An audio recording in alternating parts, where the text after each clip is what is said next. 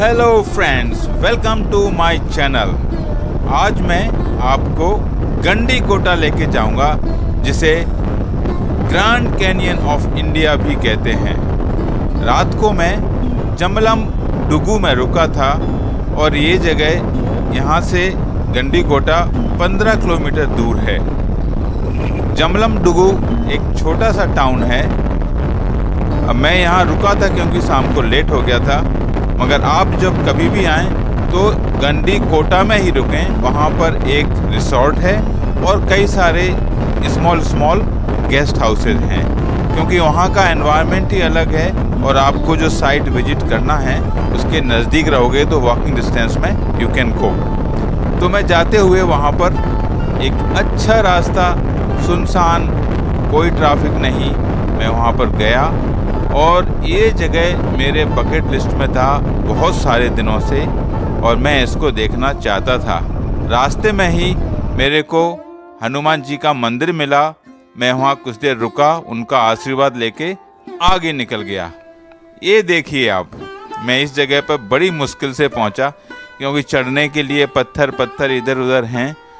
और इसको देख के तो मैं बहुत ही खुश हो गया, क्योंकि जैसा मैंने वीडियोज़ में देखा था, यूट्यूब पर देखा था, वैसा ही मिला, उससे अच्छा मिला। और यहाँ बैठ के मेरे को इतना सुकून आया, ठंडी ठंडी हवा, रिवर का एकदम पूरा सुंदर नज़ारा, और it's a very nice place. यहाँ पर और भी जगह हैं जो आप घूम सकते हैं, बट ये जगह जो नदी का किनारा है ये सबसे फेमस है। और ज़्यादातर लोग यहाँ पर या तो सनसेट के टाइम आते हैं या मॉर्निंग में सनराइज़ के टाइम पर आते हैं। मैं दोनों ही टाइम आया और यहाँ पर आके मैंने लिया। मॉर्निंग में चूँकि धूप तेज़ था तो फ़ोटोग्राफी अच्छा नहीं था और सनसेट भी मुझे देखना था, तो फिर मैं दोबारा इवनिंग में आया।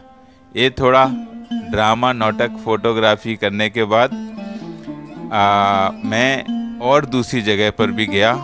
यहाँ इस जगह जहाँ मैं खड़ा हूँ बहुत कम लोग आए, क्योंकि यहाँ पत्थर के बीच में से जाना पड़ता है और ये बहुत हाइट के ऊपर है, तो थोड़ा सा डर भी लगता है। I am on the top.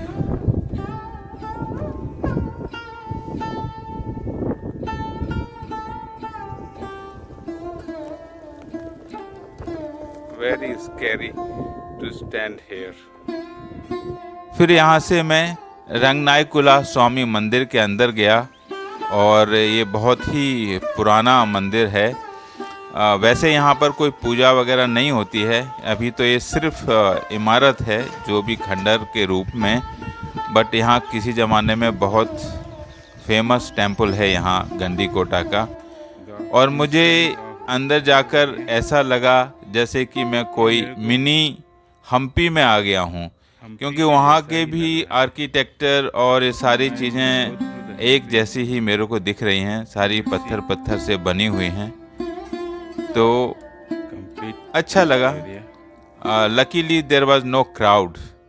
फिर इसके बाद में मैं जामा मस्जिद गया और मुझे ये जानकर थोड़ा सा आश्चर्य हुआ, क्योंकि पास में ही एक मंदिर है और इधर एक जामा मस्जिद है और दोनों ही की कंडीशन लगभग एक जैसी है। Means nobody has destroyed each others place of worship, so people must have been living in a good harmony here and the king was nice, I suppose. चलो, अच्छा लगा देखकर, क्योंकि दोनों ही जगह सुरक्षित हैं और दोनों ही जगह ठीक से बना हुआ है। इसके बाद वापस मैं एक छोटे से गांव, जो मुझे लगता है बाद में कभी बस गया होगा, और उसके थ्रू होते हुए मैं बाहर निकला। अभी आप देखेंगे कि मैं फोर्ट के अंदर से भी जाऊंगा। जब मैं आया सुबह तो मुझे लगा कि मैं बाहर ही अपनी बाइक को पार्क कर दूं, क्योंकि ज़्यादातर तो किले में हम लोग बाइक बाहर पार्क करके जाते हैं, मगर यहाँ पर कुछ लोग वहाँ से निकल रहे थे, तो मैंने एक को रोक कर पूछा कि भाई क्या बाइक अंदर ले जा सकते हैं? ही सेज या यू कैन टेक, और इवन कार भी अंदर जाता है। तो आप देखेंगे ये फोर्ट के थ्रू होकर मैं पहले आया था। नाउ यू कैन सी, जब मैं बाहर निकल रहा हूँ तो ये देखो किले के अंदर बाइक लेके घूम रहे हैं। ये मेरे को अलग ही फीलिंग लग रहा था।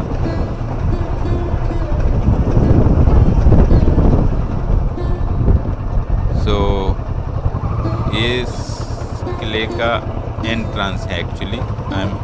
मैं बाहर निकल रहा हूँ अभी।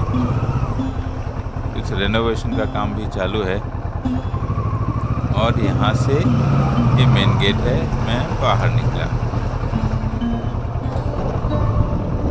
किला ज़्यादा बड़ा नहीं है but still it's a good enough. और यहाँ से निकल के ये गेट था। तो मैं पहले यहाँ ही पार्क कर रहा था अपनी बाइक, बट मुझे देखा कि यहाँ पर लोग जा रहे हैं। ये कुछ एनसीसी के बच्चे कोई परेड या कोई प्रेजेंटेशन के लिए यहाँ पर आए हैं। दे वर प्रिपेयरिंग फॉर सम मार्च और समथिंग। सो मैं कुछ देर उनके लिए रुका क्योंकि उनको डिस्टर्ब ना हो। Then they gave me pass to go out and I could manage to go through their standing.